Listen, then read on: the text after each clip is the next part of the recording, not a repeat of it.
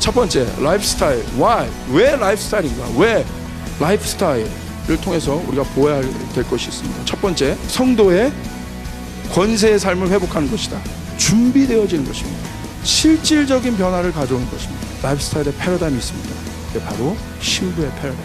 제자의 패러다임이 있는데요, 이거는 이 신부의 패러다임이 풀린 사람이 다윗이 평생 추구했던, 예수님 내가 당신의 아름다움을 보길 원합니다. 그 평생 추구했던 그 한 마음이 이 시대의 모든 예배자들의 마음을 사로잡고 있고, 이와 같이 그 한 사람이 되어 일어나길 소원합니다.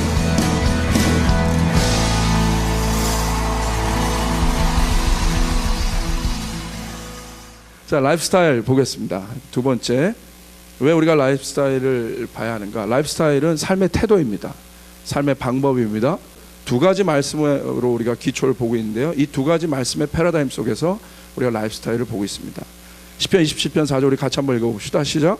내가 여호와께 바라는 한 가지 일, 그것을 구하리니 곧 내가 평생에 여호와의 집에 살면서 여호와의 아름다움을 바라보며 그의 성전에서 사모하는 그것이다. 보십시오. 여호와께 바라는 한 가지 일이 다윗에게 있었다는 것이에요. 근데 이 한 가지 일은 제가 강의를 계속해서 왔지만 하루아침에 되어진 고백이 아니란 것입니다. 제자를 삼으라는 것이에요. 이 관계가 성립되지 않은 사람, 먼저 이거예요. 이 제자를 삼으라는 건요, 내가 그렇게 신부와 같은 삶을 산다면 내 주변으로 이제 나가게 된다는 거예요. 그러므로 너희는 가서 모든 민족을 제자로 삼아 아버지와 아들과 성령의 이름으로 세례를 베풀고 내가 너희에게 분부한 모든 것을 가르쳐 지키게 하라. 볼지어다 내가 세상 끝날까지 너희와 항상 함께 있으리라. 세상 끝날까지 너희가 해야 될 것은 뭡니까? 제자 만드는 것이라는 것이에요. 다윗의 라이프 스타일을 살펴볼 거야. 다윗이 어떤 삶을 살았는가? 왜 성경은 그렇게 다윗을 이야기하고 있는가? 지금도 여호와의 눈은 다윗과 같은 사람을 찾고 있다는 거예요. 이렇게. 그래서 우리가 다윗의 삶을 좀 구체적으로 보기를 원합니다. 오늘 다윗의 삶 가운데 5가지 시즌이 있어요. 특별히 이 마이클 비클 목사님의 이 다윗의 5 시즌이라는 설교가 있는데 제가 그것도 좀 참고했습니다. 다윗의 베들레헴 시즌이 있습니다. 베들레헴. 이 베들레헴 시즌은 사실 이 베들레헴 시즌을 통해서요, 이미 다윗은 끝났어요. 왜냐하면 이미 하나님께서 이미 사울을 주님께서 패하기로 결정하시고 여호와께서 찾았어요. 아까 역대하 말씀에 본 것처럼 여호와의 눈이 두루 감찰하여 이 땅을 돌아다니셨어요. 그리고 전심으로 자기를 구하는 자를 찾으셨어요. 15살 때 다윗은 이미 하나님의 마음에 합한 라이프 스타일을 갖고 있었다는 거예요. 여러분, 베들레헴 시절이 중요합니다. 베들레헴 시절은, 다윗의 베들레헴 시절은 주님과 완벽한 정체성을 갖고 있었던 시절. 자기가 누구인가? 저는 2가지로 여러분에게 얘기하고 싶어요. 여러분이 이 베들레헴 시절을 여러분 경고해야 합니다. 하나님과 관계하는 사람이 다윗의 정체성이에요. being의 문제예요. 존재의 문제예요. 가치의 문제예요.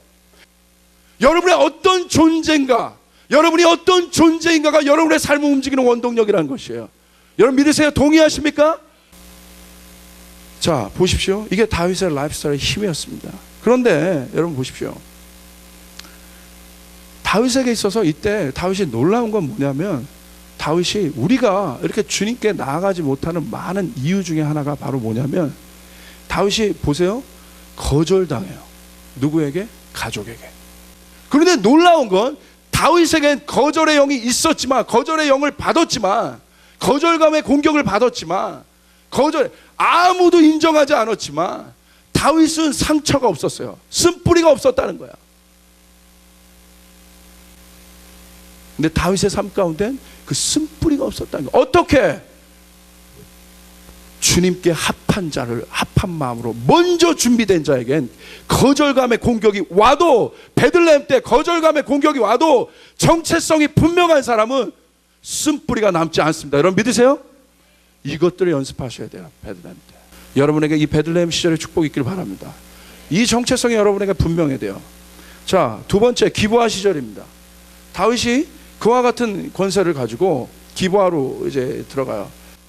다윗이 이 기브아 때 18세에서 한 23세 정도 됩니다. 이 기브아 때 다윗이 전쟁터에 나갑니다.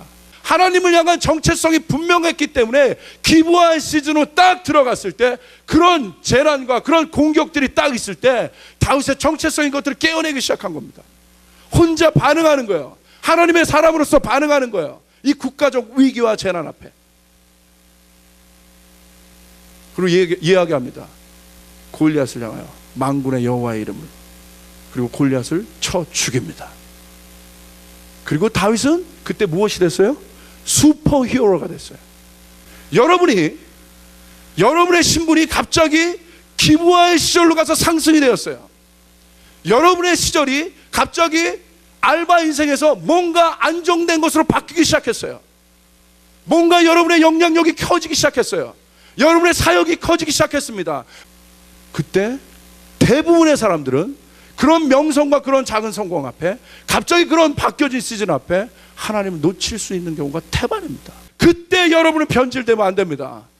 주님은 우리에게 말씀을 테스팅 하시는 거예요. 네가 그럼에도 불구하고 네가 나를 찾을 수 있는가? 다윗은 주님을 구했어요. 여러분의 작은 성공 가운데 주님의 마음을 배웁시다. 여러분의 작은 확장 가운데 주님의 마음을 배웁시다.